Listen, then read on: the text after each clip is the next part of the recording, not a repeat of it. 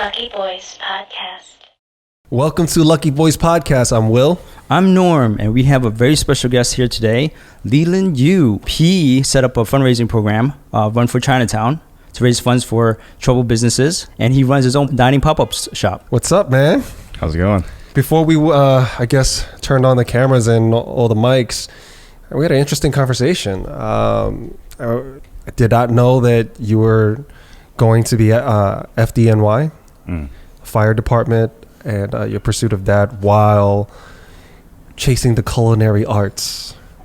Yeah, it's been like a 9-year journey now. 9-year journey, damn. Total. Is it that hard to get into FDNY? Yeah, because there's so many applicants.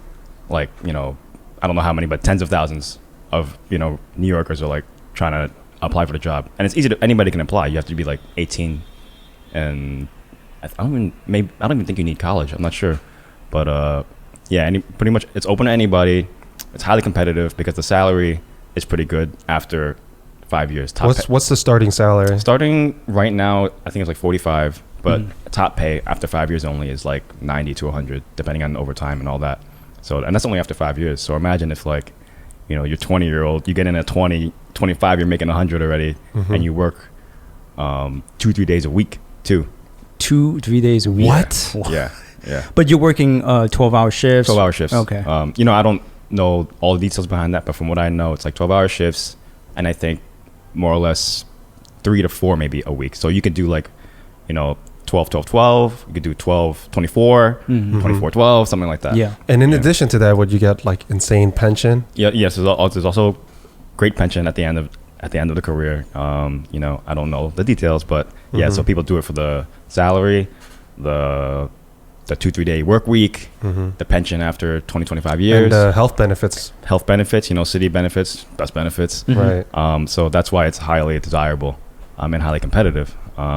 So like we were talking about earlier, that I didn't do well on the test the first time around, and so I had to take it again. So let's rewind a bit. I thought it was really interesting, and I want the viewers or the listeners to kind of get a little bit of your background. You went to a specialized high school over here in New York City, well, specifically Brooklyn Tech. Brooklyn Tech, yeah. And from there, you went to another university, Binghamton, which was also known to have a really good education there. And you studied English because your mom was a teacher. Yeah, and she's a retired teacher, yeah. Right, and your goal was to, I guess, follow in her footsteps. Part of the goal, part of the reasoning. And after college, you took a major pivot. And said, you know what, FDNY might be the move. Yeah, I had just kind of started learning about city jobs. Because, like when you're in college or in school, like a lot of people, you don't know what's out there, job-wise or career-wise. No one tells you these things. No one tells you a lot of these things. You kind of like just going with the flow. You're kind of figuring it out yourself. And as a teenager, that's not on your radar. Not on my radar at all, you know. So, in school, I'm not thinking about really my future.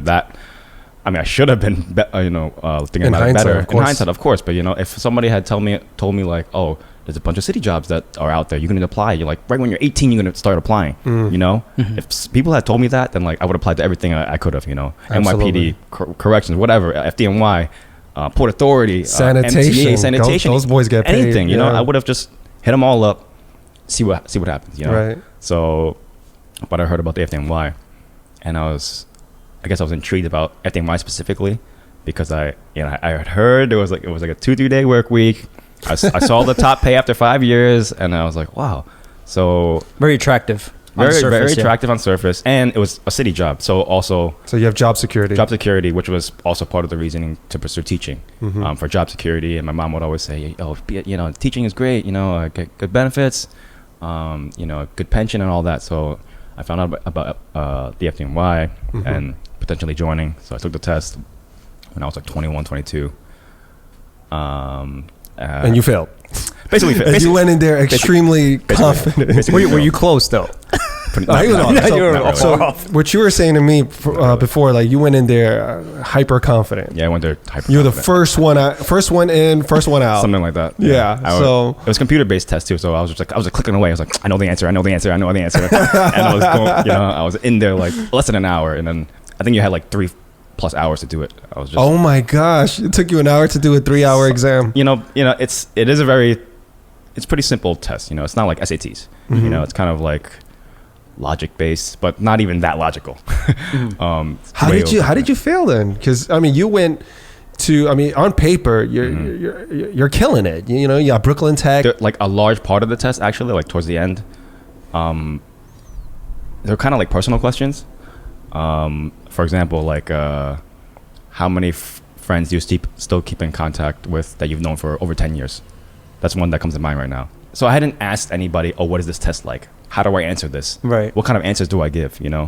Like what are they looking for? Mm-hmm. So like a lot of these questions I didn't answer the way they were looking for, I think. Oh, you know what I'm saying? So you got the multiple choice or the true false whatever, or you got that all on lock. I felt that. Yeah, exactly. But where you felt like what really dragged your score down was when they did behavioral questions. Something like that. Yeah. In hindsight, that's what I think what happened, because I know that like, I probably didn't answer this to their satisfaction. So what you were like, I had 200 friends? No. I mean, I have 5 friends. No. I mean, what is the right answer? What is the right answer? So I guess it's up to whoever to interpret. So another question that comes to mind is like, how many construction jobs have you done in the past year? Interesting. So they want to see like, are you handsy? Probably, And I think I put 0. I was like, I'm gonna just answer honestly. What if they ask me in the future? Like, right. I just put 0, But in hindsight, I'm like, no, they're probably looking for an answer, because there's a lot of parallels in terms of carrying things. Can you use a drill? Can you do this and that? Can you break down a door? Exactly. So demolition. It's like, so that obviously an answer they were looking for was something at least, right? Mm-hmm. So that's like things like that. I know I could have done better on, and that's why I failed. Oh wow! The first time. So the second time around, I'm like, all right. I know how to answer these questions. Were you surprised? Yeah, I was surprised. It was like, what? No, I was. And because I had 2-3 other friends also take it, and they did better than me. And I mean, not saying I'm super smart, but I was like the smart one, and I did like considerably worse than like my peers, than my friends. Maybe they're not looking for smart ones. I don't know. It's probably weighted, right? Certain questions are weighted more than there has to be more than just a book smart. They're looking for other qualities, obviously. Exactly. Those questions. That's exactly the situation. And one of the guys that took the test with me that first time also took it with me the second time, and we're kind of riding it out together now. Where he's like, we got the same score the second time, so we're like neck and neck, kind of like we were considered to be a part of the next class. We were like going to these trainings together and all that. My very good friend and old friend. So we've kind of been in this process together for like 8-9 years. Like, hey, did you get any messages, any emails from them? Like, nah, man, didn't hear anything. Did you get the email about the training next week? Yeah. And we were like, yeah, let's go together. So we've been in it together. And he's actually an MTA train driver right now. Oh, okay. Which is pretty funny. And I actually bumped into him. I was riding his train recently. Crazy. Like, did you hear anything? He comes out of the train. No, he texted me. He's like, hey, you're on my train. And I said, what? He's like, yeah, I saw you waiting, because he's driving in the front. Right. So you can see who's waiting, right? And I was like, no way. He's like, yeah, man, you're on the A train, right? I'm like, yeah. So like in between stops, I was like in the back of the train. So I was like trying to get to the front to like say hi. So in between stops, I was like running to the next car. And then I finally got to the front, and then like I was knocking on the door, and then it was him. I love it. That's so New York. Yeah, that's such a New York story. Crazy, yeah. Fast forward till now, you passed the exam. Did well. Yeah, you did well enough to get invited to the next stage of it, and then COVID happened and put a kibosh to it. So there's like so many stages in this process. I took the test. The second time I took the test was in 2016. Mm-hmm. The second time you took it was in 2016? 2016. So, and this year I was supposedly supposed to get in. So it's still 4-year wow process. It's not like it happened the next year. 4 years later. 4 years later. They invite you for a physical. Yeah. Well, I mean, every year, they tell you to come back for something, and then like then you move on accordingly. Like, oh, come in for your medical, you pass your medical. Next year, come in to do this workout. Right. You pass that. Come in next year for this meeting. Next year. Okay, now you're close. Right. So it's like, wow. And honestly, at this point, obviously, you know, if I have the opportunity, I would still like to strive for that. But it's been a drag. I have a couple of friends as a firefighter. I have one that's right in Chinatown. On the canal, yeah. Yeah, I know a couple guys there too, actually. Yeah, I grew up with him. And it's interesting. That's his location of work. But I have another friend more recently trying to pursue it, and he became a firefighter. And this guy was, you know, when we were teenagers, he was in great health. And you know, college happens, you begin to drink more, and then you start dating, and then you start gaining a lot of weight. And he picked up smoking somewhere along the way, which to my surprise, when I saw him outside smoking a cigarette when we were having drinks at a bar. And then he shifted. He said, you know what, I'm gonna turn this around, because he had a shitty job. He hated it so much. 9 to 5 grind, just getting beat up all day by the people that he's serving, in addition to getting beat up from, I guess, the company leaders. And he said that's enough. So he shifted over to the FDNY. And he went through the same process. Yeah, it's time. Time. But he quit smoking, quit drinking. He would just hang out at the bar with us and drink water all day. That's commitment there. And let me tell you, when he was going through that, he lost his girlfriend. His girlfriend left him, got with another man that had a baby with him, and married that guy. So she's happy. She found someone else that was good for her. But I met up with him. He had his glass of water, and we were talking, and he goes, you know what? I did it to myself. I don't blame her. Everything, that's on me. I was like, well, what do you mean? He goes, I was taking everything for granted, and I had this victim mentality. And one day I woke up and I just said, you know what? Fuck all that. And I decided to leave that person behind, that part of me. And then he started progressing and moving forward with the different mindset. So now he's in incredible shape. The guy is like just ripped out of his freaking mind. Like, I get jealous. I'm looking at him like, geez, man, I thought I was in shape. I got to keep up with you, man. You're like, you know, you keep moving that, keep going, man. And, so he doesn't drink, he doesn't smoke, because he knows that it doesn't serve him. So he canceled out anything that doesn't serve him. Yep. And then he found a new girlfriend, and she's great. You know, she's a great for him. They have a lot of things in common, and then he became a firefighter. So everything, you know, it's so strange once he changed his mindset from that depression, and that's hard to do. It's easier said than done, but he just had enough of. He got sick and tired of being sick and tired.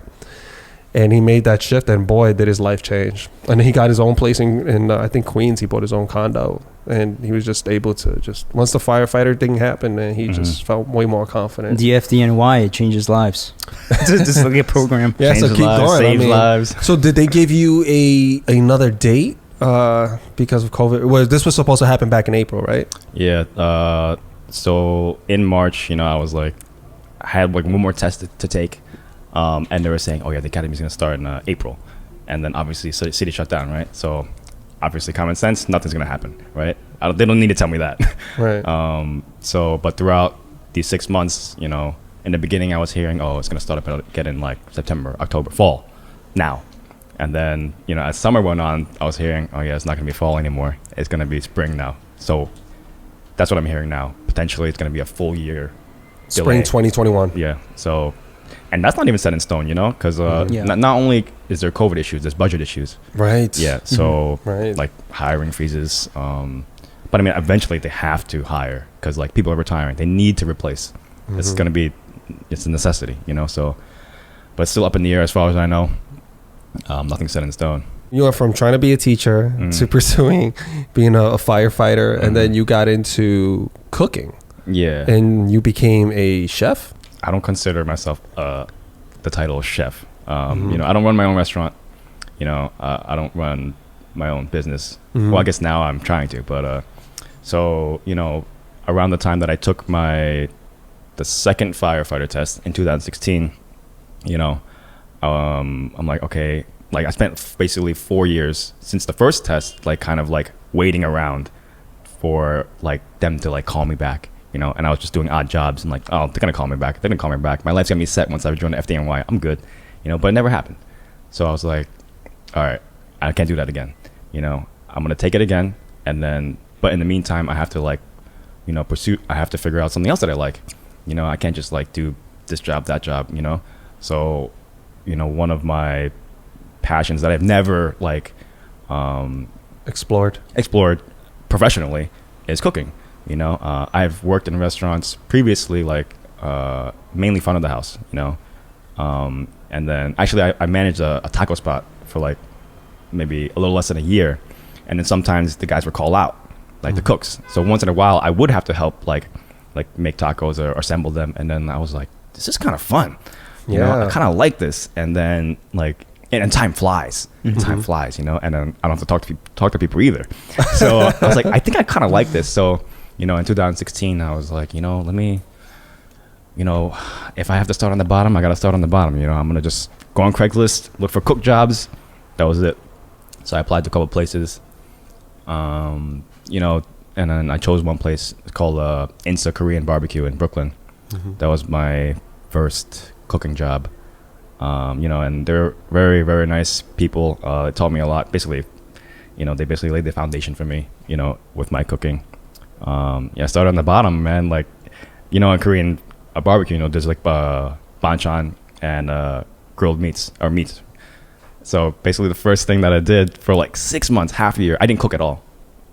All I did was scoop banchan into like a little plate, and then I like put raw meat on a plate. And that's all it. That's all I did. Oh, so you're the one who like used the spatula and then picked the meat into the grill. And no, not even. That's like the server. I didn't even do that because I took like the meat from the fridge, put it on a plate, and then I gave it to that server, and then they go grill it on the table. So all I did was like I'm scooping with a spoon, you know, ready-made banchan. And you did that for 6 months. 6 months. That's not even the line cook. I think the line cook is not the first like step in being. I guess technically this would be called garde-manger, so that's like the cold station, you know. So for I guess a Korean restaurant, that would be the garde-manger station. It's just plating banchan and raw meats, and not cooking a single thing for half a year. Yeah, I mean that makes sense. That's not unusual. Yeah, it's not unusual. I mean, I hear sometimes people start as busboys. Yeah, that too. Yeah, and then eventually, you know, they let me like, you know, work on a fry station, and then. So I did that, and then I did that for like half a year, and then finally, all right, we need you on a saute station. You want to try? I'm like, yeah, I'm gonna try. And I was so confident too, because like I'm throughout that whole year, I'm watching all the time. Like I could do that. So finally, when they were like, you want to do it? I'm like, easy. And then I totally flailed out. The first shift or two, I was in over my head. I was like, what am I doing? Like that's burning. Is that ready? I'm like, there's too many things going on. And I was like, wow, okay, this is harder than I thought. You know, but over time, you know, through practice and experience, and like, okay, I understand what I need to do to be successful at this. Like, you know, just maintain control and do like one thing at a time, and then eventually, you know, you can kind of be better at multitasking and like, okay, that's ready. That needs a little more time. Put that on a plate. Go back to that. You know, so. You get the muscle memory. Get the moves. It's like a little dance, you know. You like go on the stove, you turn around the counter, like, and you know. Yeah, it's kind of fun. Great way to put it. Yeah. So that's what I've kind of been doing for the past couple of years, cooking in restaurants, and now, obviously, you know, COVID, you know, kind of definitely transformed the restaurant landscape. So recently, I just had the idea of doing like a private dining series, because it occurred to me, I'm like, I try to go out with friends sometimes, maybe a few months ago for like a birthday, let's say, but you know, there's no spaces or restaurants that can accommodate that. You know, obviously there's some indoor dining now, but when there was none, like there's no outdoor space that can really accommodate 10 plus people. So I was thinking like, where can I do this?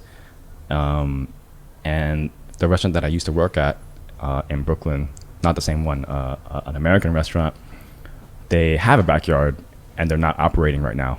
So I contacted that business owner saying, oh, can I use the space? You know, because you're not using it. And I want to do this outdoor dining, private outdoor dining. And then they gave me the okay. So that's what I'm working on right now. Wow, look at that. Yeah, so I did a couple dinners. I've done like 5 dinners now so far in the past few weeks. So you did 5 dinners. So how does that work? First of all, how do you even make people aware that you're cooking for them, and why would they want to eat your food? It starts with friends to get the word out. So I'm fortunate to have a good amount of friends, actually. Like the first day I had like my Chinatown friends that came, like 17 people, 18 people. They came. Second day I had my college friends, another 18 people. So just that was like a good start, because like they were able to help me like, you know, use their network and like, or their social network to get the word out. So that's how it starts. And then like, you know, my mom is like in the Chinatown community as well. Right. So she's like kind of putting the word out as well. So, you know, it's all kind of just through Instagram right now. Like I'm just putting the word out through Instagram. And so it's social media and through your relationships that you have, and that's how the word kind of went out. Yeah, that's it. And what are you cooking? My inspiration, the idea that I really, or the vibe that I wanted to give was like Cantonese home style meal. Like, so for me, my family, or how I grew up, is not very Chinese. So I have like one side of my family that's pretty Chinese, one that's not. And I spend more time with my American side of the family. So every time that I do see like my more Chinese side of the family, like I love like the whole family style meal. You know, like 20 dishes on the table kind of thing. Oh, yeah. Yeah, I love that. That's the best. You know, and like a lot of like Chinese Americans or ABCs like me, you know, I feel like don't get that. And ABC stands for American born Chinese, you know. You know, maybe they're having more American style meals, you know. So the vibe that I wanted to go for, or that I'm aiming for, is like to have that feeling and like just mad food on the table. But the food that I want to do is, you know, I'm not going to cook a Chinese dish better than like a guy that's been doing it for 20 years. So what I'm doing is really just more remixing, like Asian American. So like a fusion? I guess like a fusion. So for example, what I do a lot at home, and sometimes this is how I get the best, my best meals. Like I'll have like this like bomb like salsa. I'll have like this Thai chicken, and I'll have like this like Kanto fried rice or something. And I'm looking at the fridge like, I think this could all work, you know? So like, you know, that's kind of like how I get these ideas. So I don't necessarily consider it fusion. I'm really more like global, you know, if that makes sense. But yeah, fusion. So you mean you take inspiration from different cultures and you see if they will, if those dishes will complement each other during one session of a meal. Yeah. That's interesting. And just within a dish too. Like for example, one thing I'm doing now is this lemongrass chicken with like Chinese sticky rice, like lo mai fan sticky rice, and then like roasted carrots and onions and garlic. So that dish has got Thai chicken, it's got Chinese rice, and it's got like American style roasted vegetables.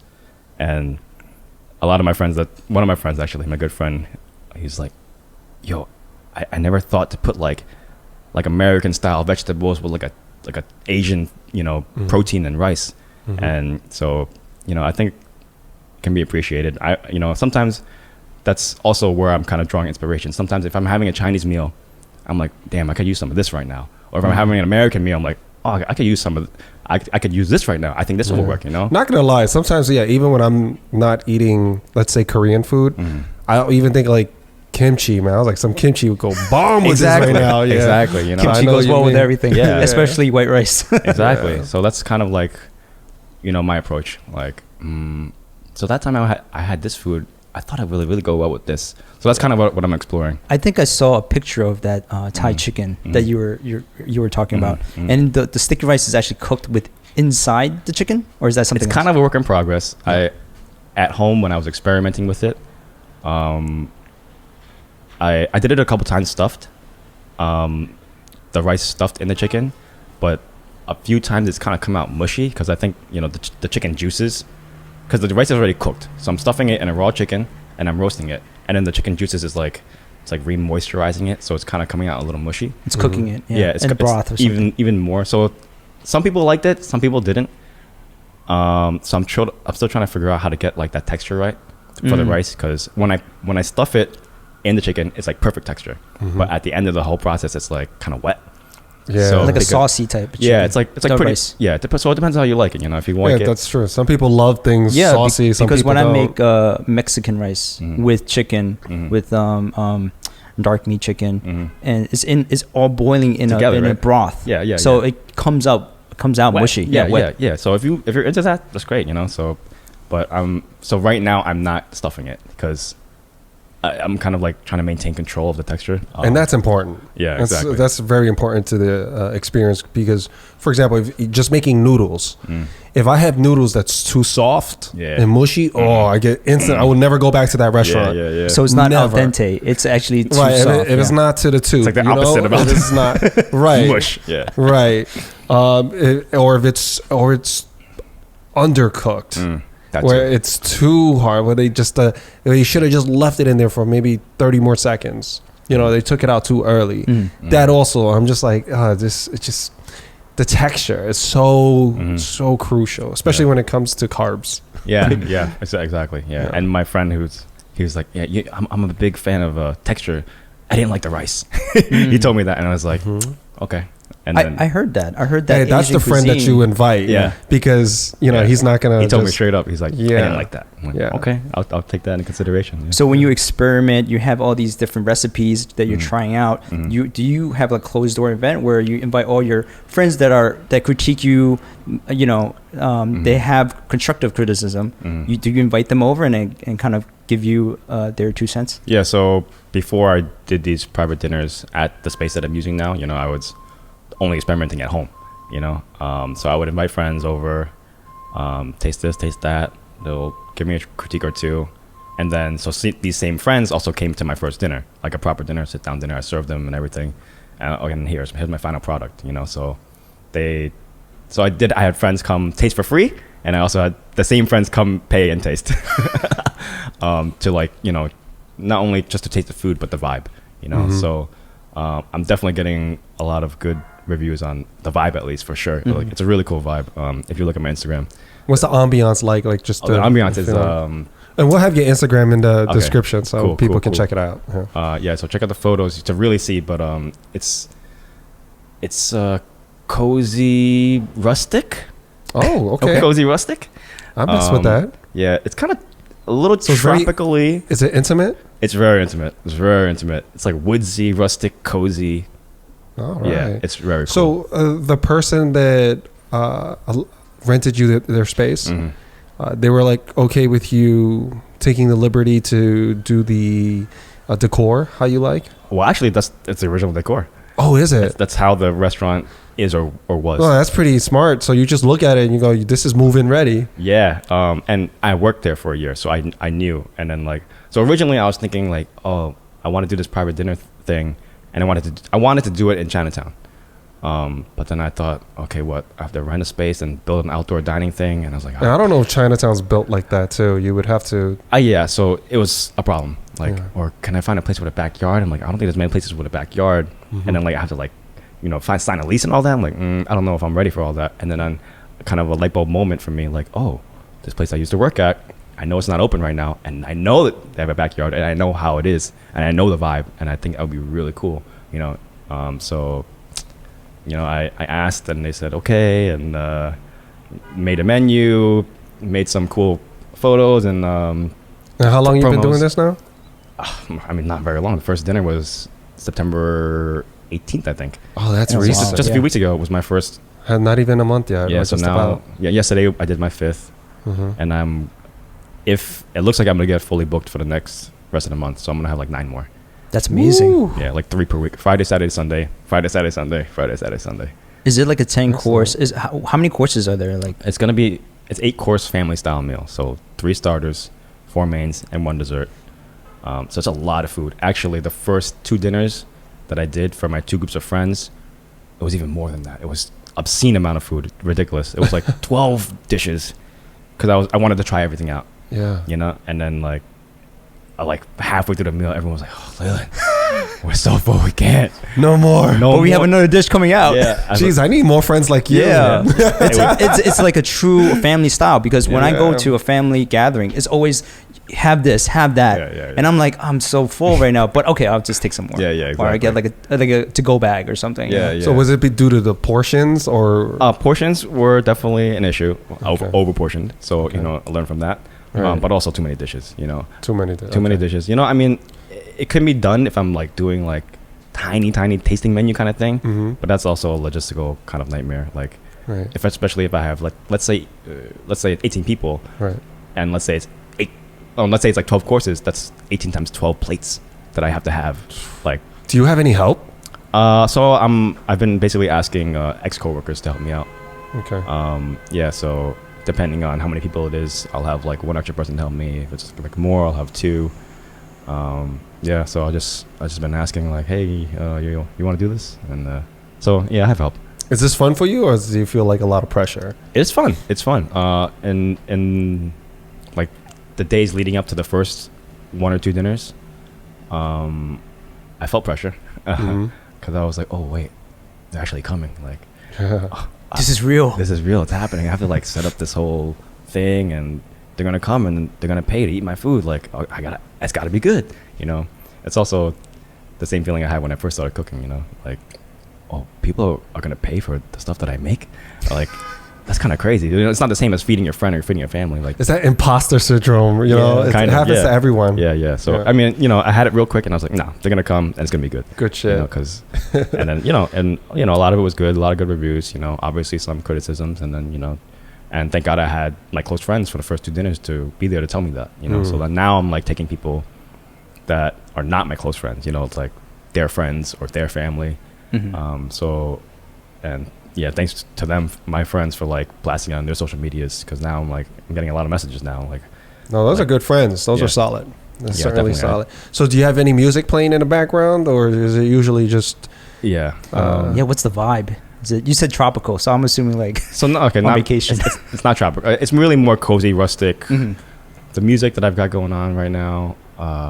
What's the genre? I mean, it's like rock, Alternative? blues. No, like more like blues, country blues kind of thing. Okay. Yeah. Oh, Kinda wow. country. Yeah, that's the vibe. Interesting. I could make it jazzy. It's really a cool vibe. Last night they wanted disco, so like that's really cool. They can make requests. Yeah. Well, just go on the iPad and just put a playlist on.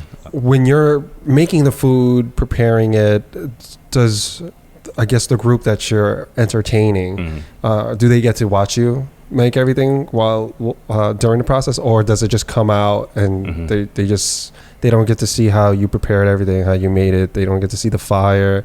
They just get to the plate out. What's that like? Mostly, yeah, they're just waiting for the food. Usually, they're not really watching. I had one friend to help me kind of do some food shots, some food photos. So he came in and he saw the action. I mean, the kitchen, you have to walk through the whole restaurant, and you walk by the kitchen to go to the backyard. I see. So if you walk in, you can catch a glimpse. If you stand there, you can watch. But mostly so far, people I just lead them to the backyard and sit down, have some drinks. Food's gonna come out.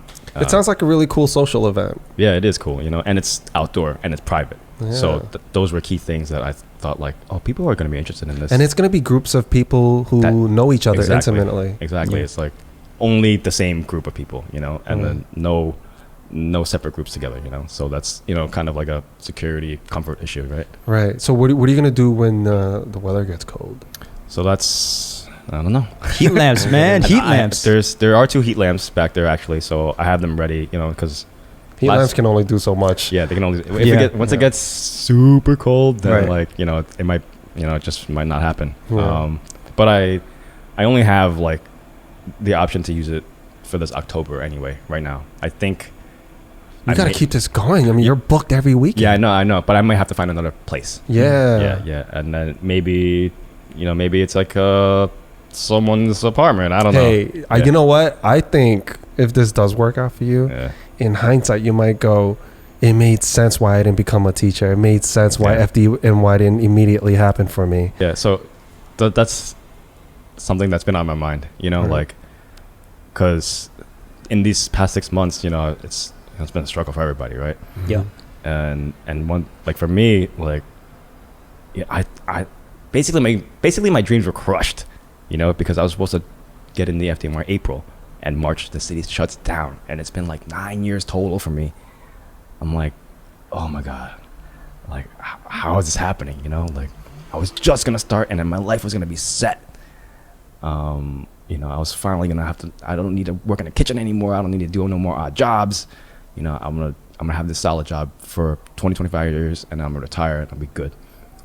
So that's definitely been on my mind, like, especially with, for example, Run for Chinatown, which we really haven't gotten into yet. But a lot of, like, obviously it's a tragic pandemic, but like, if you're fortunate enough, I guess, like me, let's say, to, like, okay, rethink your life a little bit, figure out, okay, what can I do with this time, and try to, like, be positive as much as you can about it, and be productive as much as you can about it, then it can lead you to do private dining. Right now I can do the Run for Chinatown and raise money. I love that. I love what you just said there. I mean, it's a tragic, depressing time with this pandemic, but you took that and said, well, let me make the best of this. Yeah, and I mean, and that was tough also, because, like, it's not just like, overnight, oh, okay, I'm gonna do all this. It was, I mean, there was,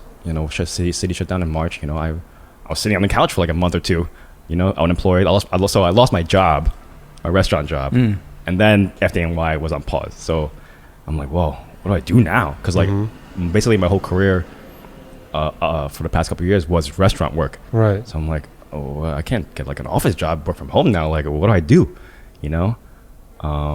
So I mean, obviously the private dining thing didn't really happen until now, but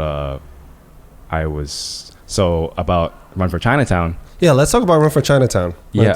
Can you explain to the people listening what that is? Basically, how it all started was due to my FDNY training. Every time you go to a meeting or something, they're always telling you, you have to be ready. You have to start now. You're going to have to start running and do all this. And then I heard somebody told me, I don't know when, but like, oh, you're going to have to run 5 miles every day, Monday to Friday. Wow. I said 5 miles every day. I like, when I was like in college, I did like 3 miles on the treadmill, and I was like, I'm good. I'm like, 5 miles. And then finally it kind of hit me like, wow, to be a firefighter, you really got to be a superhero. Like, you have to walk up like flights of stairs with like 100 pounds of gear, and then you start your job, and then you start doing what you're trained to do.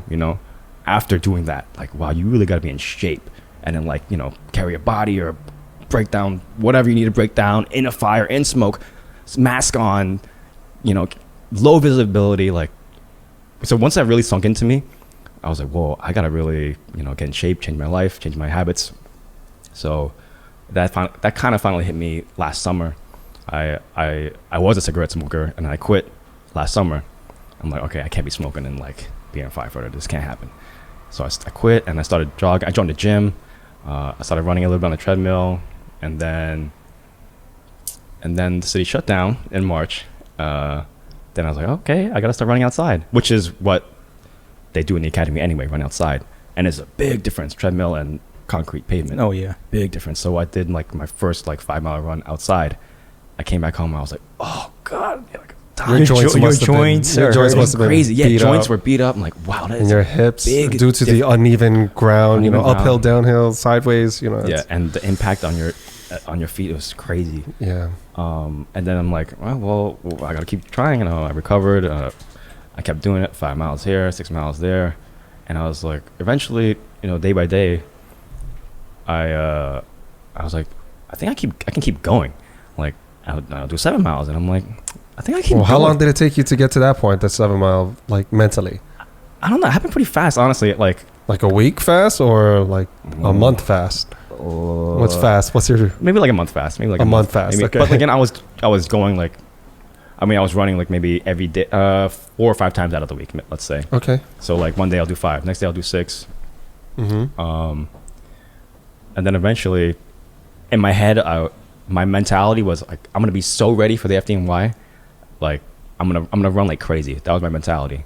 So like they want me to run 5 miles every day. I'm gonna do 10 now. You know, and like that was my mentality. And then eventually I was like, so I heard about this organization called Welcome to Chinatown, which a friend of mine, well, I know them both now. Two of the founders, one is Victoria Lee, the other one is Jennifer Tam. They founded Welcome to Chinatown, which is an organization that's like raising money. Currently, their project right now is called the Longevity Fund. The Longevity Fund. What is that for? So the Longevity Fund, there is a fundraiser for money to basically raising money for grants for businesses to like pay for rent or utilities, just like operating costs for local Chinatown businesses.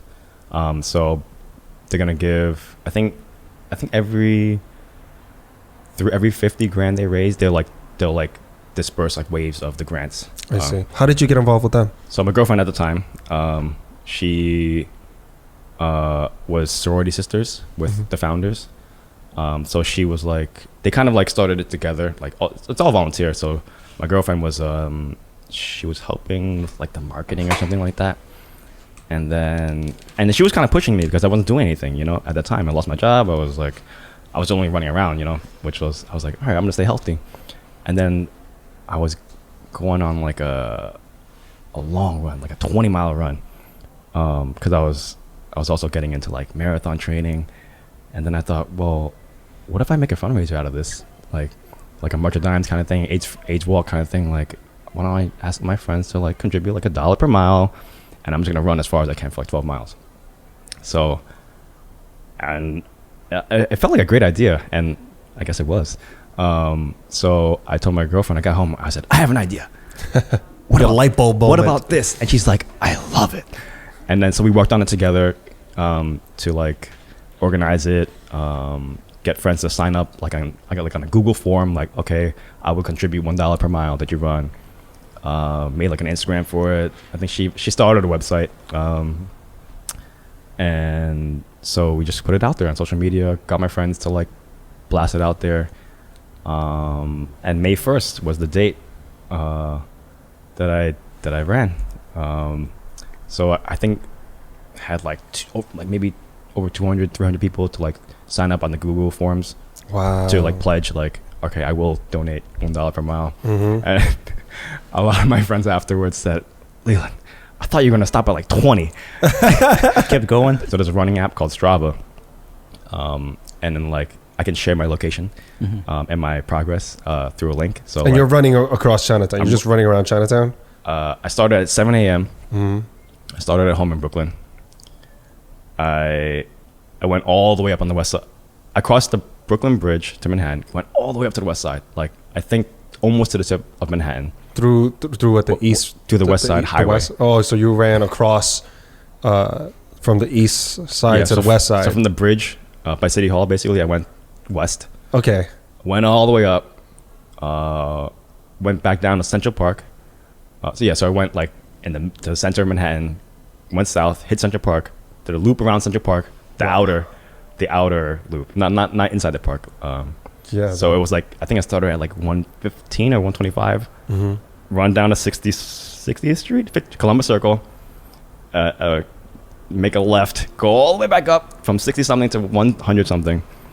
And then I went east and came back down east, and then I crossed again and went back down. So I basically did a lot of running in Manhattan. You're just killing the donators' wallets. Basically, I was like, what? In your mind, you were like, how much money can I get from these guys? Like, is this guy on a scooter? What is he doing? So I had some friends actually the night before, like, yo, you really doing this? And I'm like, I guess. Oh, and it was raining. Like, so if you check out Run for Chinatown, I've got some like videos on the IG. I think should still be available. Oh, and like the news clip too. We'll link everything in the description, folks. So the videos, I mean, it tells a pretty true story. It was raining. Like, it felt like apocalyptic, honestly. It was really like cats and dogs out there? Not cats and dogs, but like, it was windy. It was dark, windy, and like raining like medium hard, you know? But when I was on the west side, it was like right by the water. So the water was like splashing. Oh. So and I was like, so it was windy. I was like the only one out there. Yeah, I would assume like there was nobody out. Like it's Yeah. all desolate and Yeah, it looks like desolate. apocalyptic, like you mentioned. So how many miles did you end up clocking? 61.6 miles. Shut up. Yeah. You ran a marathon more. He ran two marathons and then some. Yeah. Yeah. Holy I mean, shit! Wow. You went from a guy that dreaded running 5 miles yeah. to running 61 miles. Yeah, there was a lot of walking involved. So it's not like I'm like gunning it the whole way, you know. Obviously, How long did that take? How many hours? it was so the time frame I gave myself was 12 hours. So how much can I run in 12 hours? 7 a.m. to 7 p.m.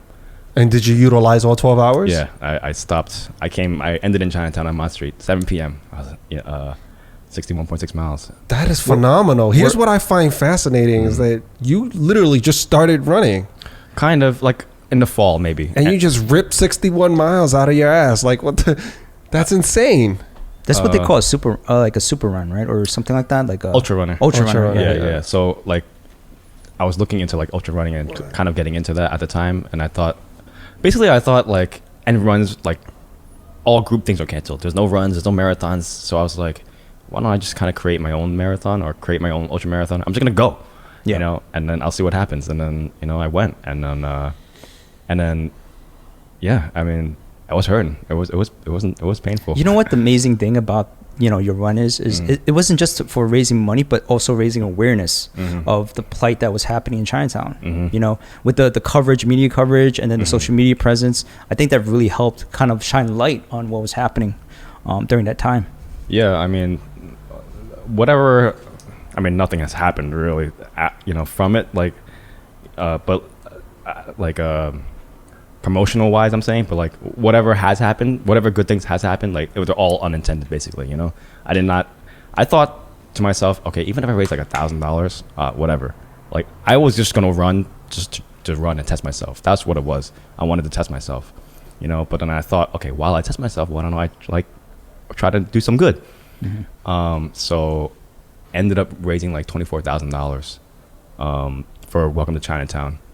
So at the time, their initiative was called the Feed Our Heroes initiative. They were buying meals from Chinatown restaurants in bulk, like 100 here, 100 here, 100 here, and they were donating it to like frontline workers. So that's what the money was used for. So it was a good feeling to like be able to raise that and contribute, to like the city. That's incredible. And what's fascinating is also how you just try one thing and I'm listening to you to this point and you seem to fall into everything by accident where you try one thing and then for God or fate or whatever it is, or the universe, it's telling you, Leland, hey, no, not here, over there. And it redirects you and then you kind of get into a space where you can try something and then you try and you go, you know what, this is actually pretty cool. I kind of like this a lot. I'm not a labels guy, I try to be a low key guy, so like even the run, for example, like a lot of people didn't know about it. Like a lot of the Chinatown community, they heard about it after the fact. You had Shirley Ng on recently, who my mom's friends with, and then she found out, and then she's like, why didn't he tell me? Why did I know about this? We could have like broadcasted it so much more. Seriously, you raised $24,000 and that was on the low key. Yeah. So I mean, in hindsight, yeah, that would have been great. But if it was like that, like maybe I wouldn't have wanted to do it. Like I think maybe my heart, maybe I would have run less. You know what I'm saying? My drive was that I'm doing this and nobody knows about it. I don't know if you can get that. Like if like the world knew about it, like you're saying there's a lot less pressure. I would have shrunk probably, Yeah. So just me doing it, like it had to be like that, Because like you said, you're an introvert, right? Yeah. So obviously, introverts, when there's a lot of, I guess, news or attention being focused on them, it tends to lose energy. Yeah, exactly. So I mean, I got energy because it was like just came organically from me and just like some people that I know, and like, all right, let's try this thing. All right, let's try this. I'm gonna do it. But if the opportunity did arise and to maybe do it on the larger scale again, That was my goal. It's been 5 months now. Yeah. I did it on May 1st. It's already October. So you need to do another one, bro. I mean, and you need to let us know. Yeah, that'd be cool. Yeah, and maybe it's not just you this time. It's like a whole, maybe whole community. We certainly want to, support you on that and cheer you on, because, damn it, I cannot run 61 miles. Just hearing that just hurts me. It actually inspires me. I would actually go for it and see if I can do it. You should join on that. I'll probably walk 50% of the way, but you might have some people join you. I would join you if my legs can take that, but I'm not gonna cross a bridge that I can't. Yeah, I mean, I'm gonna stay in my lane. Even if you just walked, like, if you could walk. This is how I calculated it. Was like, well, even if I walk the whole way 12 hours, if I could walk 3 miles an hour, that's $36 per person.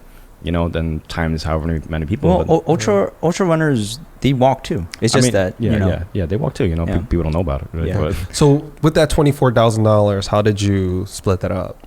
So basically, I directed people people who pledged to donate, I directed them to go to the Welcome to Chinatown GoFundMe page, and then that's how they donated the money. And it went to the Chinatown businesses that were struggling during COVID. So that money was for the Heroes Feed Our Heroes initiative, which they spent to buy meals from Chinatown restaurants, struggling Chinatown restaurants, to donate meals to like hospital workers and frontline workers, frontline healthcare workers. So appreciated. That's beautiful. Yeah, it's kind of been a trend for me, I would say, like in my life. I'll go through like a time of like nothing, and then like and I kind of need that nothing kind of to finally do something big. That's like kind of how I've been operating throughout my life. Kind of like low, like have like this low, and then all of a sudden I'm like, I'm gonna just do this, and then that's how I get things done. So it's not like the most efficient or logical way of doing things. Do you think that it's why do you think that is? Like where you get these highs and lows of reactions? Is that something you decide on your own? I think so. I think part of it is like self-sabotage, right? So for example, with like having a job or having a career, I've never had like a proper career, and I'm 30 now. I finished college when I was 21. So within those 9 years, like one would think that like I'm gonna figure something out, and the past 4 or 5 years, I've had a decent cooking career, but it still took me 4 or 5 years prior to that to like figure things out. And so I would say like those 4 or 5 years were like my low, in my 20s at least, and like even in school, like I said, in high school when I went to Brooklyn Tech, my first 2 years I had like 70s average, 70s, and that's like a C, like right. And you were thinking about dropping out at that point or shifting to a different high school. Yeah, I was thinking about dropping out, and so I have to mention like there was I got really friendly with like she was a teacher there, but she worked in like some office that my mom's a teacher, her friend's a teacher, and then so she knew of a woman that worked at Brooklyn Tech in some office. So I was sent to her to like, I'll go talk to her. She'll take care of you. And then this is my freshman year. And then she was like, kind of like my pseudo guidance counselor. She wasn't a guidance counselor, but she helped me a lot. She became a mentor for you. She became a mentor. And I technically did transfer schools on paper because I applied. At the beginning of the year, freshman year, I was like, within a month, I'm like, I want to leave. I don't like this place. So I put in papers to like transfer to Murray Bergstrom, where most of my friends were. And then by the end of the year, I was, through like all the talks with my mother and this teacher, her name's Miss Ross. She, through like basically their guidance, I decided, okay, never mind. I'm going to stay. I'm going to stick it out at Brooklyn Tech. It's a good school. Why would I go to, why would I leave? Mm-hmm. So, but little did I know, or I guess I totally forgot. Once the summer was over, following freshman year, I got my program for Murray Bergstrom. It came in the mail for the school that I had applied to transfer out to. So what I forgot was like, I totally forgot that I actually applied to transfer out, and then like everything went through. So technically, I was out of Brooklyn Tech. Actually, oh wow. Technically, I was not a student at Brooklyn Tech anymore. And then this teacher, Miss Ross, she had to like put in a word or two to the principal to like take me back technically. or keep me in, and she did that, and that's what allowed me to stay in Brooklyn Tech. So the first 2 years, terrible student, almost left Brooklyn Tech, and then something just hit me. Like after my sophomore year, like I can't keep doing this. Like how can I be doing so terribly? And I thought, as I mentioned before, we were talking a little bit. Just go to school. Just get in there, sit in the seat, and see what happens. Right, because you were saying you weren't present a lot of the time. Yeah, either physically or mentally. You just checked out. You weren't checked out. Maybe cutting school, not paying attention, but eventually, I just had to get comfortable with like, okay, go to school every day, and then be in class, and maybe learn a thing or two. Because that's more than half the battle is just being there. Just being present, exactly. So I started getting like 90s averages, So, and eventually I graduated with like an 85 on the dot. Mm-hmm. So it went from like first 2 years I had 75 average, next 2 years I had 95 average, so I got an 85. Right. Acceptable. So you averaged out. Yeah, I averaged out pretty okay, Right. And really my goal was like, okay, I need like 90s averages to bring it up to 80 something at least. Like right. So you could get into a good college. Yeah, like this can't be in the 70s, you know. So that's kind of like been how I've been operating, even in school, Mm-hmm. I don't know why, I don't know what it is. Maybe I'm just like, all right, I made it to Brooklyn Tech, let's say. I'm like, mm-hmm. I'm good. And then like, do you feel like you need to do that to get charged up? Like you need that negative energy sort of to make you go, damn, this is rock bottom. This really sucks. And it, like kind of like the art of war, how you're put against the wall where you can't retreat. There's only one direction to go, and it's up. I think that might be on the money, like, cause yeah, like you said, there's only one direction to go, and it's up, and like, and there's no ifs, ands, or buts about it. There's no going down, there's no left and right. You only have one way to go, and so I think that's pretty accurate to say that's like what happens to me or what I put myself in. Because usually that does bring out the best in people when they know that there's no, they have direction and there's really no retreat at this point. It's either that or just completely fail. I wish I didn't need that kind of motivation, right? But is that subconscious?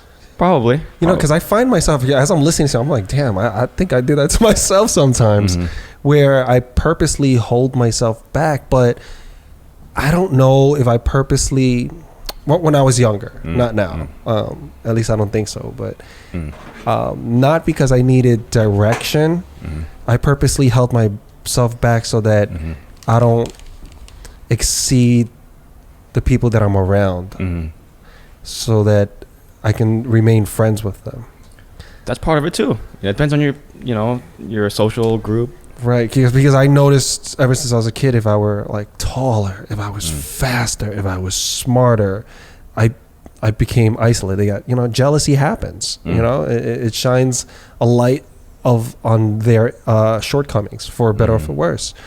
And I lost a lot of friends that way, and I got sick and tired of not fitting in. So I found that if I held myself back, even in school, if I was like the class clown, if I wasn't the smartest kid, like smart kids get picked on, and I was able to fit in better. And then I realized, oh my gosh, man, now I'm a grown up, like that was so stupid, right? Because right now I just want to like crush everything, I just want to keep, I want to see my potential. I'm really fascinated and interested in just pushing myself and finding others that are like me, where we push each other. Like, oh, that's great what you're doing. I love that, and I respect that. You're awesome. You're not part of that group. You're part of this group that wants to fly. So let's get together and we'll push each other. And I realized that, when I had a more mature way of, I guess, understanding how people are, I was man, I wasted all that time being friends with these guys who are, and those are the same people that headed nowhere in life. That jealousy stuff only gets you so far, and being around that circle will make you feel like you fit in with someone, but deep down inside, at the same time, even though I was physically with them, physically in the group, I never felt quite right with them. I never felt like I was among my peers. You know, it's because like it was a conditional love as long as I wasn't better than them. You know, and that's not good. So once I fell out of that, I found some good friends who, you know, the jealousy didn't think matter. They didn't care if I was taller. They didn't care if I was smarter. I didn't care if they were taller, smarter, or whatever, or made more money. We just, you know, we celebrate all of our wins together, and we get sad when we lose, you know, but we are constantly rooting for each other, constantly. And I had to cut off those folks. So I guess that was my form of self-sabotage. But it's interesting, though. As I'm listening to you, I'm like, holy shit. Yeah, I totally understand you there. Yeah, like sometimes you don't realize it until someone else says it, right? You're like, oh, I do that. Yeah. I've done that all my life. Yeah. And I'm wondering, like, man, what if we just stayed at this, like, high level all the time? What could we do? Because, look, you just... let's just say running, like just 5 miles for you. You thought that was extremely difficult. Mm-hmm. You're like, no way. And then when you actually did try it, you did get beat up, but that didn't deter you. I think it actually encouraged you more. You're like, all right, that wasn't too bad. I could take this. Yeah. And then you wanted to test yourself more to the point where you pushed yourself to 61 miles in a rainy day. You know, just really unpleasant, not ideal conditions. I'll put it that way. Yeah. It was not ideal, but also in hindsight, it worked out perfectly because, so May was Asian Pacific Heritage Month, I think. Right. Mm-hmm. And then May 1st, I was like, it's got to be May 1st. I gotta kick it off. So whatever the weather was like, I was gonna do it. And so it was raining and gloomy for like the first half of the day, but like second half of the day was beautiful. Oh yeah, sun came out, got nice and warm. You know, it was like night and day. So it was also a good story. You know. Like, absolutely. Yeah. So it does make for a better story. Yeah. So it kind of worked out in the end. But man, I think about it sometimes. That was 5 months ago. Like it seems like a dream to me still. You need to do it again, man. I'd love to support you on that too. I mean, I'd root for you, and we do some contribution. Yeah, I mean definitely. I mean, you know, knock on wood, this tragedy and the pandemic is not over, and you know. This thing, we still need to fight it. You know, how can we support, you know, our communities? That's a continuing question moving forward. I mean, as of now, we're talking, and numbers are coming up in a lot of places, and they're talking about shutting down schools again and restaurants and businesses. And, you know, it doesn't seem like this thing's going away. Hopefully, you know, I know it's a touchy subject, but even talking about something like a vaccine, people get really sensitive about it. It's, you know, having a vaccine has been politicized. But whatever it is, I just hope that there's a cure for this and that we can look at this in our rearview mirror sooner rather than later. So, to the people listening, right, that perhaps want to start making a move, like, do you have any advice on how to really get the gears going for someone that's stuck on a couch or someone who's depressed, high anxiety? You know, even for myself, it's still a struggle. You know, I think for anyone, you know, it's very easy to say things to someone else, right? You know, but to actually do it and do it yourself, to be an example is tough already. But if I were to say something, I mean, you just like going to school, just be present. You know, step one, just be there. You know, and maybe you don't have to, like, you know, you're not going to be the best at whatever it is instantly. You know, I think that's what I've been using for myself. Like, okay, I have to realize I'm not going to be the best at whatever I want to do instantly. It has to take time. So I think that's one thing people have to understand and accept. Whatever you want to be good at or whatever you want to be successful at, it's going to take time, you know? So you have to start somewhere, and now is the best time, basically. You know, now is the best time to get off the couch. You know, not tomorrow, not next week, because you're gonna keep telling yourself, I'm gonna do it later. I'm gonna do it later. Well, now is later. You know, and you've been saying this, or I've been saying this to myself for weeks and months, years. I'm gonna do this and that. You know, so, and especially during this pandemic, this is what really hit me. Like, well, if now is not the time, then when is? Right. I was like, well, I have all the time in the world. Like, I haven't, I was working in, you know, cooking for a couple of years, and like I never had weekends off, and I was like, whoa, I have Saturday and Sunday off. Like I've never had this in years, you know. And then not only did I have Saturday and Sunday, I had Monday every day off.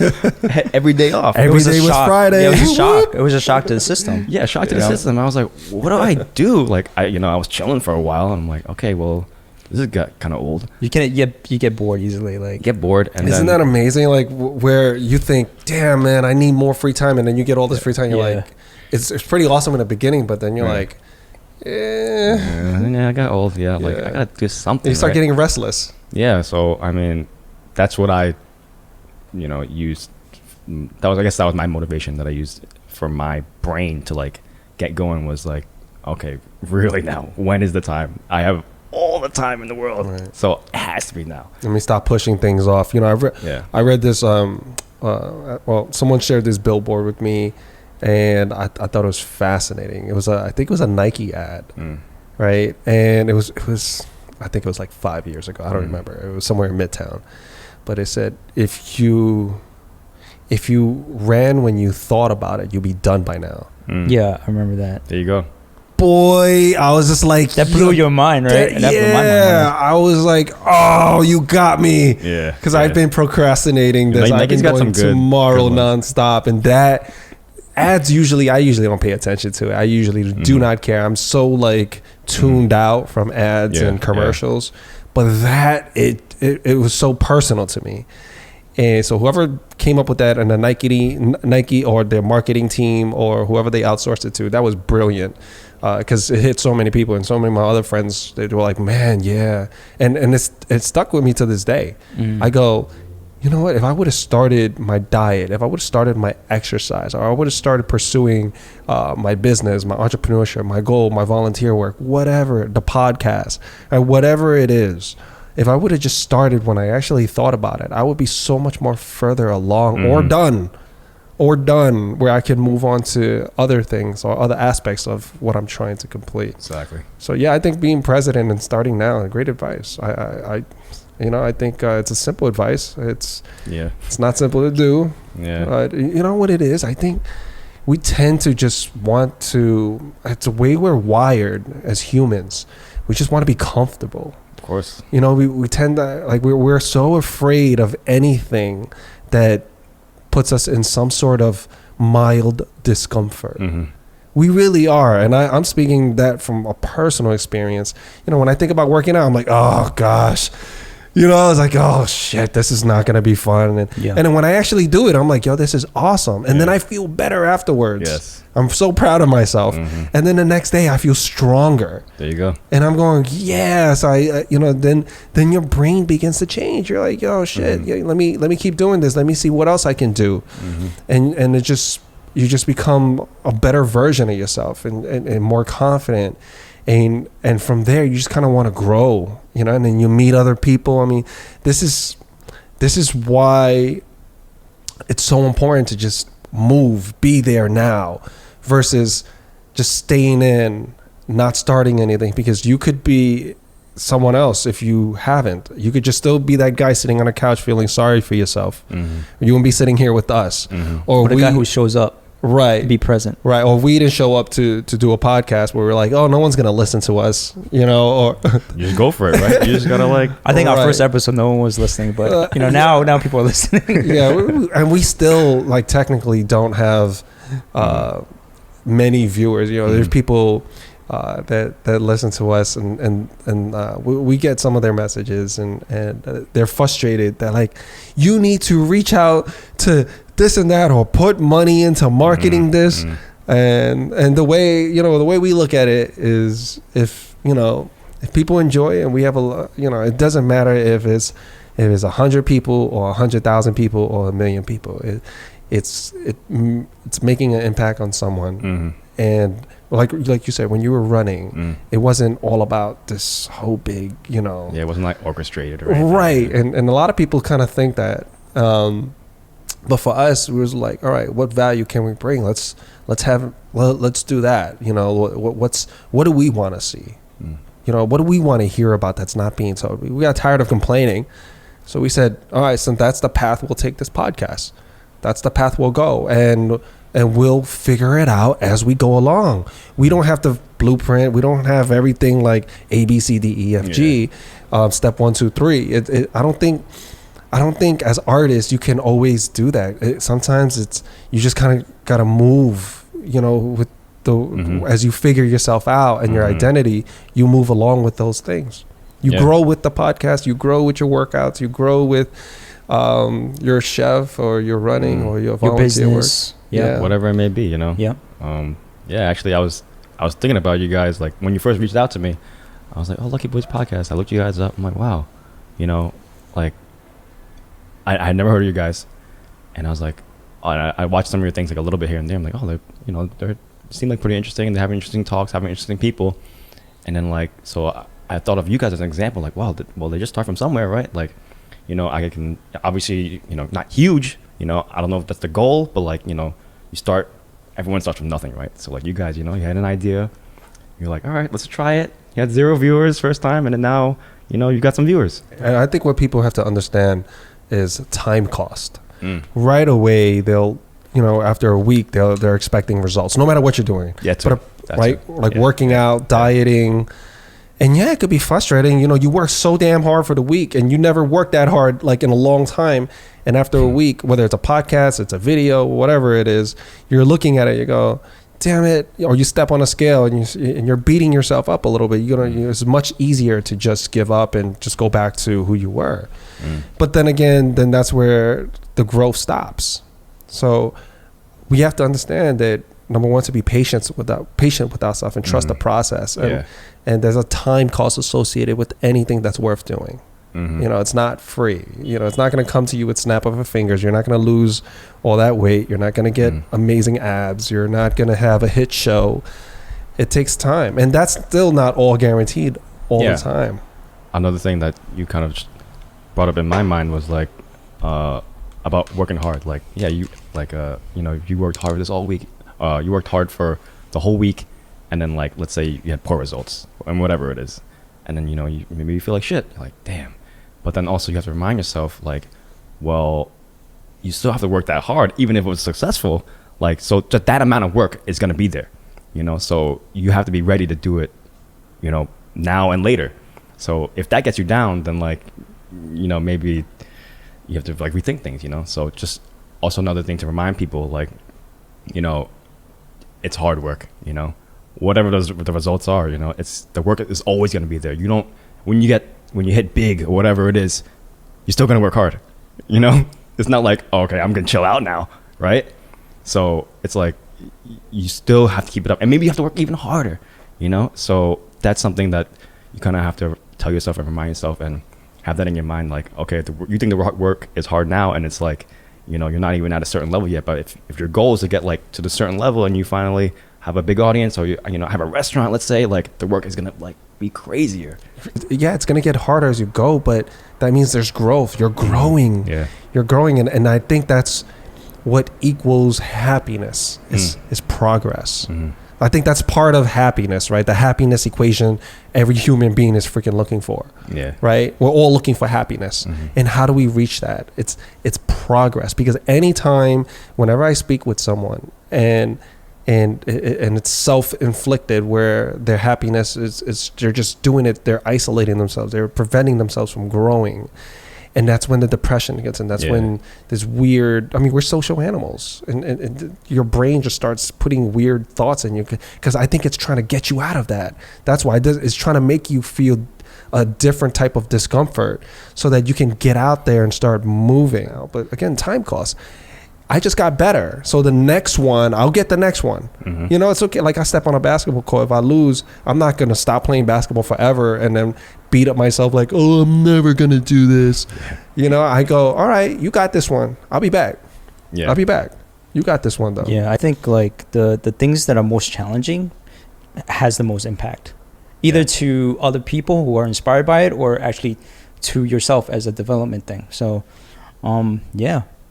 everything that was challenging, I've always cursed, bitched, moaned, but I think it made me a better person, like a better, made my work ethic better, made me a better like partner, maybe a better boyfriend, you know, family member, you know, a brother.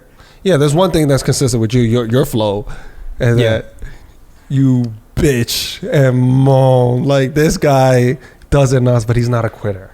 He'll bitch and moan throughout, like, if we're working out together, right? And he's just like 20 minutes and he's like, fuck, you guys go ahead. And we're pushing him like, are you 20 minutes? That's a warm-up, buddy. Like, let's go. I remember working out with him and my other friend, and we were doing like gym outdoor like playground workouts, right? And we were doing the fireman, like, you know, pulling up the thing, the pole.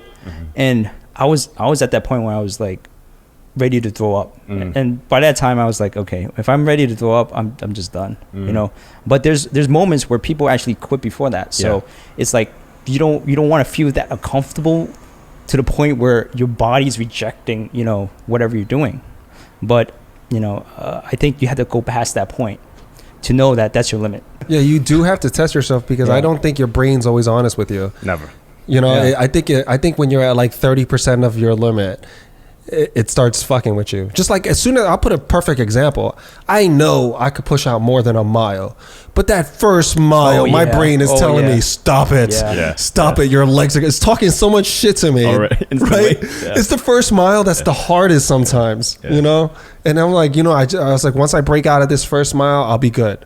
I'll be good. I can get the mindset. So eventually, it's like almost like a meditative state. You know, once you get in the zone, once you find that spot, then you're all right and you could keep going. And then later on, then it's another mental battle, like depending on where you are in your fitness. But there is that stage where you do pass the entry level and then you get in a mid stage and now it's fucking with you again. Yeah, for sure. It's a constant struggle. But one thing I do give, I give to you, you don't quit. You do bitch a lot though, damn. Hey, I mean, like, and not everyone's going to be like you. I mean, I'm sure there's people like me out there who was like, you know, they bitch and moan because it's hard, you know, challenges in life, especially when things don't go your way, but they keep going. And I think that's a secret, the consistency, the drive to just keep moving. Right. You know? I'll tell you a secret. I do bitch and moan, but it's all in here. It's an internal dialogue with you. Well, because I'm fighting myself at that point, because I know dispersing negative energy is not going to get it done. So I try through experience.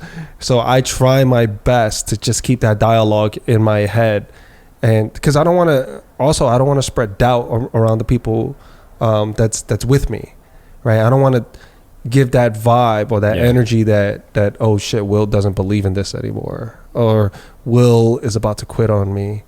You know, like, what's going on? I don't want to do that with the people that's I'm around. I want to let them know, like, we may not have the lead on a scoreboard, but we're going to come back in the second half. We're going to do better. And I never want to put that fear in anyone else, because you know, we're already fighting ourselves. So I think if we're in a team sport or we're together, I want to empower everyone. I want to make sure that everyone around me is strong, rather than the opposite. So I keep that dialogue to myself. And that's poker face. That's important, you know. You have to, like, believe, you know, and, you know, even if like you said, your dialogue is like, you are bitching and moaning to yourself, like, but you can't, you want to broadcast that, you know, because you know it's only gonna have like a negative effect, right? You know, you may want to say it, like curse and whatever, but like, it's not gonna help at all, right? I just take that energy and I put it into the work. That's another way to do it. Like, I'm just gonna, like, take it out. It's still a form of energy. Exactly. Take it out on whatever you're doing. You know, like, it's easy when it's working out. Let's say, you know, you can, like, put it out into the workout, you know, or the run. Like, I'm gonna run faster, harder, you know. So, like, you know, for like physical applications, that's pretty easy thing to do. Like, transfer that energy, you know, into like a workout or whatever it is you're doing. One of the things that kind of get me out of that mode of being, you know, complaining, is to just keep moving. You know, there was a moment in my life where I was out of the job and I had nothing to do, but I knew I wanted to use this time to kind of do something that was worthwhile. So I had free time. I was broke. I had no job. And I wanted to kind of set up this gallery for my dad. He's a painter. He did calligraphy, but at that moment he kind of retired. So I wanted to show his work to the public, his friends, my family. So I did all those things. I found a pop-up shop. I catered. I got catering, and I did a whole gallery for him. That was really dope. One day, yeah. That was really dope. I dope. all my friends, yeah. And I raised money for. He has Parkinson's, so I raised money for that cause as well. But I want to go back to your story when you talked about those light bulb moments where it's like, oh, you had a moment and then you had to act on it. Like what was that? What pushed you to act on those moments? We were mentioning earlier that talking about signs. So light bulb moments, or sometimes I interpret them more like signs. You could be walking down the street and then like you see something that reminds you of something, or like you heard about something the week prior, and then like somebody else mentions it. So like, and then you're like, wait a minute, I just heard about that, So this ties into like kind of like the story of like destiny and fate, and like your life leading you the way you're supposed to go. And I kind of liken it in my head to like Slumdog Millionaire. You know how he has all the answers, right? And it's because of like these memories he has. Mm-hmm. Like, oh, he knows the answer for this because of whatever experience. He knows the answer for this because of another experience. All separate experiences, but he knows all the answers for some damn reason, and then all the way, and then he wins. So like, sometimes I feel like I have these moments too, when I'm like, just at any time, like if I hear something one day and then like the week after something happens and I'm like, wait a minute, I just heard about that. So like when those things happen, these light bulb moments or signs, like I'm starting to accept that like, oh, listen to this or pay attention to this. This is a sign for you to take action, go this direction, and don't ignore it, basically, because we were saying earlier, there's all these signs that we have, when we're younger, we ignore it, we don't pay attention to it, we don't cultivate it. But now that we're a little older, like, all right, I think this is a real thing. And sometimes life pushes you in that direction and you just get this moment of clarity. And when that happens, it is the most beautiful thing, because now you know you have a purpose, you have a direction, you know which way you want to maneuver, and you made a decision. Like when you made you talked about earlier, when you made a decision to stop smoking. Mm-hmm. I also used to smoke for several years. Mm-hmm.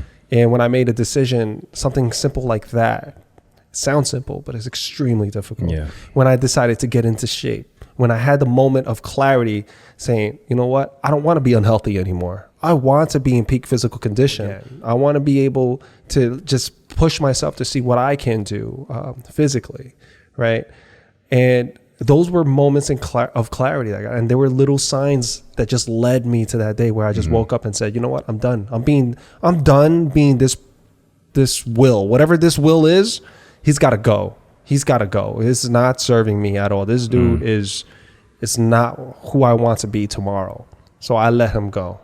I let that go, and that will is somewhere in me still, but it's not sitting in a front seat anymore. It's not driving. It doesn't have shotgun. It's that boy sitting in a trunk. Yeah, he's gone. And it needs to remain that way. It really does. It just doesn't serve you. It's a weird thing to say, right? I mean, it's just very strange. But how many times in life, personally speaking, I can't even count on my hands where I really wanted something and it just didn't work out. Yeah. If I wanted to buy a home and the deal fell through, if I wanted or a job or whatever it is, and I just didn't get it, they didn't pick me, and I felt sad about it. And then when I look back at it, my life, every single one of those moments where I wanted something and I didn't get it, whether I fell short or someone just decided, no. And I'm like, wow, I really dodged a bullet there. Almost every single case, 99% of things I didn't get in my life, I dodged 99 bullets. You survived. Yeah, And the I bitch ain't dodged one. 90. I got hit with one. But then I survived. You live with that. You live with that. I live with that. I survived it. But we're gonna get hit with bullets sometimes. And I got hit with that one because I didn't pay attention. Because I didn't pay attention to the sign. I was just stubborn. I was like, no, I'm still gonna do this. I didn't pay attention to the signs, and I took the easy way. And then I got hit with the bullet. Oh, wow. I got hit with a bullet. Yeah. So, but I came back, and you know what was weird? Getting hit by that bullet gave me a net positive because I got hit with that bullet. Figuratively speaking, I didn't actually get shot. So, but figuratively speaking, where I lost a bunch of my friends because I wasn't useful to them anymore. And that was my holy shit moment. I was like, I thought I had all these friends. And when I didn't succeed in something and I took a big step behind, a lot of those friends started just dropping like flies. And I'm going, whoa, what happened there? What happened there? And I'm calling them and they're like, no, I'm busy. I'm going, whoa, time out. And it made me just rethink of how I classify people now. Are they acquaintances? Are they friends? Are they my brothers? Are they in my circle? And I realized that it's not everyone can be in your circle. You just, and it's okay. Like sometimes those people aren't loyal to you, have that unconditional love. That doesn't mean they're bad people. Everyone is out. They're not out trying to, it's not like they're trying to destroy me. And that's something I had to learn. They're only out for themselves. Their self-interest is very strong. And I'm okay with that. But I need to personally manage my expectations with my relationships with people. And sometimes some people can kind of trick you, right? Yeah. Whether in any relationship, like, baby, I'm going to marry you. Baby, I love you. And then it turns out like, oh, man, like what happened to I love you? What happened to, you do this and that? And when the true colors reveal. So thanks to those bullets, I lost all those fake friends. I knew exactly what to look for. And because of that, I have an extremely small circle. And I have a really good circle that I'm proud of. And it's not like, oh, just big, tough people or whatever it is, or someone that's like a billionaire. It's simple guys, average guys and girls that are in my circle, just average people. And then I have a lot of other friends beyond that. And I'm okay with that. But I understand, like, that's the relationship we have and the dynamic. And that way, I can't get hurt. I can't be surprised, because I have those expectations. I know what it is. I'm mature enough to understand, like, this isn't evil. You're not out to get me. You're just out to support yourself. And I get it. I respect that, as long as they're not lying or being dishonest about that, I can respect it. Like, oh, well, I'm your best friend. Like, oh, I'll ride or die or whatever the new verbiage is these days, right? And then when it comes down, like, oh, nah, man, so expectations.